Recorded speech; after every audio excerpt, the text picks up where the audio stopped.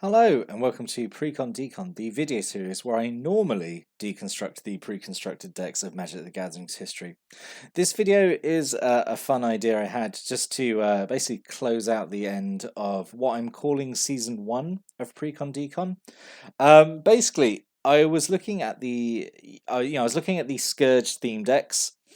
And honestly, I was a little bit disappointed with them. I thought there was a kind of a lot of wasted potential in the Scourge decks, especially. And I definitely felt that more than any other. And I felt like, oh, ending on these theme decks, which like I don't have particular strong feelings on, like feels a bit weak. So I thought, what could have been, as I normally do in these videos, I make some ideas and suggestions of how the deck could have been changed. But so there were three decks in Scourge which like I was not fond of at all. The Goblin one is very, very good, I think. But then the other three, Max Attacks, Pulverize, and Storm Surge, are all quite disappointing in my opinion. So Max Attacks and Pulverize are basically doing the same thing, which is mana value matters, but there's not enough cards really in the Scourge set to make that viable, especially across like two decks. It's a theme that's they sort of commit to a little bit, and then the rest of the deck is kind of random, kind of feels like just cards picked at random. And then Storm Surge again does this thing which we usually see in third sets, and we will see, especially like going forward as well into the modern age in season 2, where a new gimmick or mechanic is introduced in the third set of a block, and there tries to be a theme deck around that gimmick, but there's not really a card pool to make it work.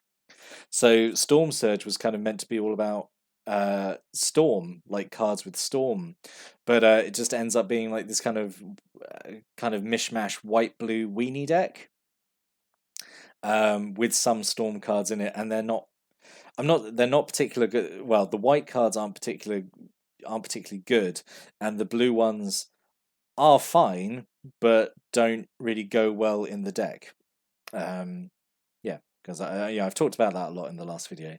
But yeah, so these three decks I was a little disappointed by looking at, and I was looking at the Scourge set and being like, oh, you know what? I think there is like some actual potential here to make some decks that would have been, I think, pretty fun. So I decided, well, if I was making the Scourge precons myself, what would I do? Like the whole set of them. So I talked about when I looked at the zombie deck in Legions. I was like, this is a deck that should have been in Scourge because there were so many good tools for zombies in Scourge. You had like Undead Warchief, you had Vengeful Dead, you had Call of the Grave, a lot of really good zombie cards. So in my this is my big what if. So if I was designing the Scourge theme decks, I would have said like, right, okay, well let's have zombies as one the deck, and then whatever in Legions. I don't know. That's a whole nother problem. Moving the zombie deck from Legions to Scourge. Whatever. Let's assume there was another deck suggested and it was fine. So let's say we got the zombie deck. So mono black as a Scourge deck.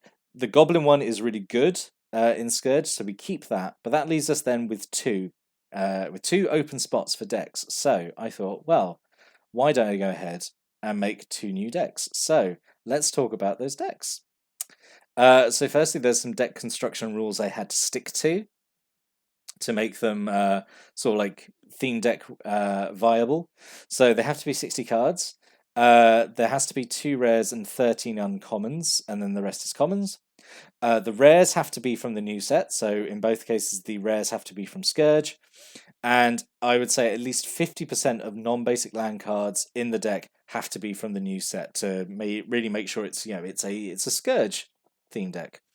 So those are my limits, and I had a quick think, and I put together 2 ideas for decks that I thought could have been in Scourge, and I'm going to just talk about them, and just if and sort of see what you think. Like definitely, I would like some feedback on these. See what people think. If they think these are would have been more interesting than the decks we actually got in Scourge, or if you think like no, you're silly. The decks that we got were perfectly fine. You're not doing a better job than professional Magic the Gathering designers. I'm not claiming to. I'm just like, this is what I would have liked to seen in Scourge rather than what we got. So the first one is a red-white deck, which is a color combination which is incredibly rare so far. Like in this series we've looked at, I think there's been 3 red-white decks. So my idea was like, well, let's have a red-white deck, and I have called it Tactical Strike. So let's look at the deck list. So we have 20 creatures, 13 instants, 1 sorcery, 2 enchantments, and 24 land, mana curve off to the side there. So let's look at Tactical Strike. And this is my proposed idea for a red-white theme deck in Scourge. So the theme of the deck is, so it's Soldier Tribal, with a cycling sub-theme, because cycling is all the way through Onslaught block, and there's cards that care about cycling. So I stole the idea from like Ikoria, where the red-white draft archetype was all about cycling. I thought like, well, yeah, why not? Let's do that in using the Onslaught block cards. So one of the rares would have been Eternal Dragon, big flashy rare to have in here, big 5/5 flying dragon.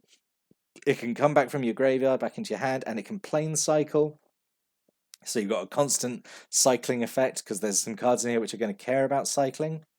2 Gem Palm Avengers. This is the white Gem Palm creature. When you cycle it, all soldiers get +1/+1. Not all your soldiers. It is all soldiers. It is symmetrical. All soldiers get +1/+1 and get first strike till end of turn. Which, you know, for 3 mana, that's a fairly good effect to get that and draw a card. 2 Noble Templars, which are cleric soldiers. They have 3/6 vigilance and they have plane cycle. And then this would have been one of the kind of core cards of the deck is Stoic Champion. So 2 white mana for a 2/2. Whenever a player cycles a card, so that is opponents as well, it's not just you, gets +2/+2 till end of turn. So yeah, that would have been one of the key cards. Basically, if you cycle Gem Palm Avenger, suddenly this guy's like a 5/5 with first strike, which is pretty scary to deal with. And then sort of leaning more into the soldier theme here, we would have a single Avon Liberator from Scourge. We talked about this one in the Storm Surge deck. I think it's just a pretty solid creature. 2/3 flyer for 4, and it's got Morph, and when it is turned face up, it gives protection of a colour of your choice to one of your creatures. 2 Daru War Chiefs to make your soldiers cheaper and give them all +1/+2.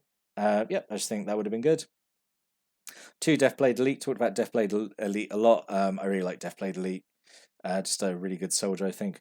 And then a single Wingbeat Warrior. 2/1 flyer for 3 with Morph, and when it is morphed, it gives something first strike 10/10.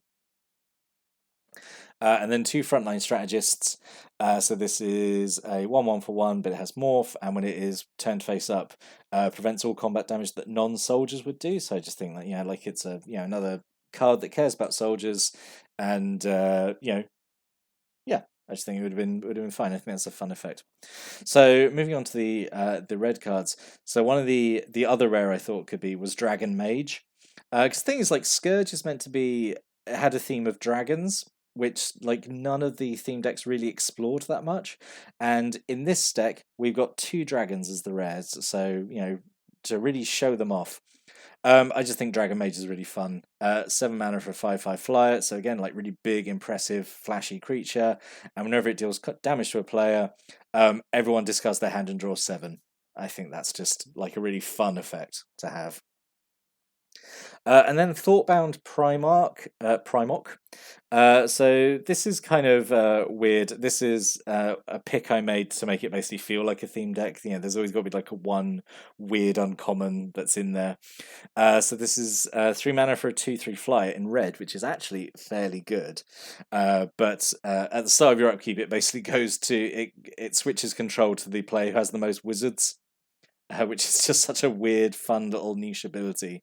I just thought, whatever. And also, like 2/3 flyer for 3 is like fairly aggressively costed. And then we would have had some red cycling cards, so 2 Chartooth Cougar, so that's the red land cycler. A Macetail Histrodon has cycling, and like it's a big creature later. 2 Lightning Rift, so this would have been one of the main cards of the deck.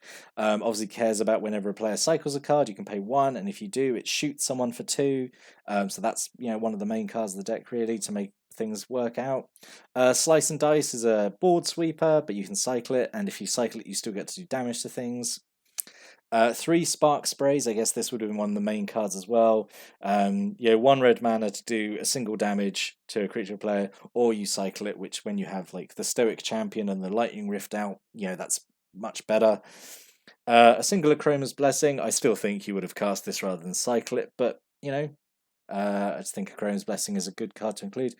And then a single Gilded Light, which was a card in Scourge, gives you the player Shroud until end of turn, and it cycles. And then I thought, let's show off a bit of Storm anyway. So we'll have two Astral Steel, we'll have two Wing Shards, and we'll have a single Scatter Shot. Just because you've got like some fairly cheap spells in here, so you could build up a semi decent Storm count, I suppose. And then finish off with two Carbonizers. I think this is just like a fun burn spell to have. A single Enrage, and then three each of the cycling land cards, because that obviously works out really well with all the cycling cards you got. So that was Tactical Strike. So red white cycling soldiers. So the other one I thought was this blue green one, which I've called Think Big. So this kind of combines the best bits of Pulverize and Max Attacks into like blue green ramp, which is like another kind of common trope we get these days in draft archetypes, like blue green, just big creatures. Let's look at Think Big. So 23 creatures, 5 enchantments, 5 instants, 3 sorceries, 24 land, mana curve off to the side there. Could probably do with more lands, actually, thinking about it. But let's dive in, look at it. So, just a bunch of big creatures to start off with. So Ancient Ooze is one of the rares. 7 mana, big old ooze. Its power and toughness is equal to the total mana value of all other creatures you control, so it can potentially get huge. We have an enormous Baloth, who's just a 7/7 for 7. Symbiotic Beast, it's a 4/4 for 6. When it dies, it makes some insects. Kurgadon, which cares about when you play mana creature spells with mana value 6 or more.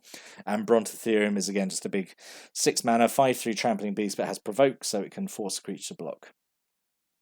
Then some big blue creatures. Aven Fate Shaper, 4/5 flyer for 7. It can rearrange the top 4 cards of your library, which it's fine. Primok Escapee. This is like the other. This Primok is the weird uncommon precon choice. This is the card, I guess, if a new player boy would be like, oh, I don't like this, I'll swap this out. It's fine. You got to have a card like that in a theme deck. So he's a 7 mana 4/4 flyer, which is very expensive, but he has cycling, so that's fine. So if you draw him early, you can cycle him away and draw a card. 3 Scornful Egotist. You can't have a deck that cares about mana values without having Scornful Egotist. It's like mandated to have him in there. And then 2 Shoreline Rangers. It's just one of the land cyclers. Yeah. Then moving on to green again. So this is like a bit of ramp to help you play those big spells. So it would be 2 Elvish Aberrations. It has Forest Cycling if you draw it early, but when it comes down, it gives you 3 green mana whenever you tap it, which is really good. 3 Fierce Empaths that help you search up your big creatures. 2 Croson Dravers to make those expensive creature spells slightly less expensive to play. And then 3 A Wirewood Elf, just for kind of early game ramp, just a mana dork. And then some cards there's some enchantments here. So we have a single Dragon Fangs, gives you creatures trample. You've got a load of creatures which have mana value 6 or more, so this could you'd play them and this would come back and give them trample. Fine. 2 Dragon Wings, you can cycle this away early on to draw a card, and then when a big creature comes in from the graveyard onto them, giving them flying and evasion, and therefore winning the game quicker. I thought Pemin's Aura would be fun as well. It probably wouldn't do so well in here, honestly, just because blue is kind of really the secondary color. But I thought it'd be really fun anyway. It's a really fun aura. Basically turns a creature into Morphling. Little fun trivia: Pemin's Aura is a anagram of I am Superman.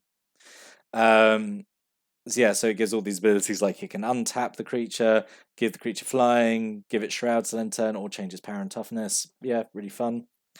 The other rare I thought could be Upwelling.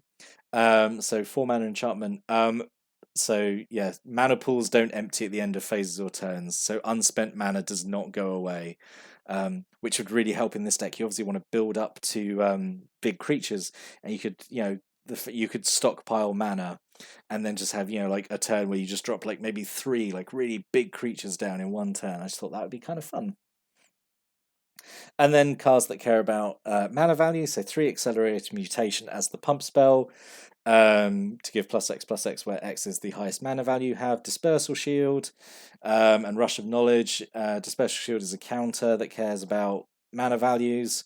You counter spell if it has equal to or less than the highest mana value you have. And Rush of Knowledge is like a really good draw spell. You draw cards equal to the highest mana value you have. So, you know, see what I mean? This about this taking the best bits of max attacks and the best bit of pulverize and putting them together, and it just feels like it feels like to me they work much better being blue and green. And then a single explosive vegetation, which is just search up for 2 lands, which you're going to need because you've got a lot of expensive spells. And then we'd close out by having 2 Temple of the False God, which, yeah, it's a land that gives you 2 mana, which is good, you need that. And then 3 Tranquil Thickets just for cycling away. So that was Tactical Strike and Think Big. Put a comment below, see what you think about those. I won't do this for every set. I just wanted to do it especially for Scourge, just because looking at you know, those 3 decks was really disappointing, and like I didn't want to go out on this kind of like slightly disappointing note. So I thought, you know what I'll do? I'll do something. I'll make some decks and you know, put it forward to you know, you, my lovely viewers, see what you thought of them. Yeah, if you liked them, please say so. If you thought they could be improved, again, please say so. Like, I'm just trying to start a conversation here and just get an extra fun video out before we have to move on to the season 1 finale of Precon Decon. Where I'm going to be talking about the decks I liked the most, the decks I've liked the least, you know, since looking at them. You know, maybe tick off, like, see where we are progress wise on that big list of decks before, yeah, taking sort of a short break and then moving on to season 2. So I'll see you next time. We'll go through sort of like the top and bottom 5 of season 1. But until then, thank you for watching and listening, and have a great day.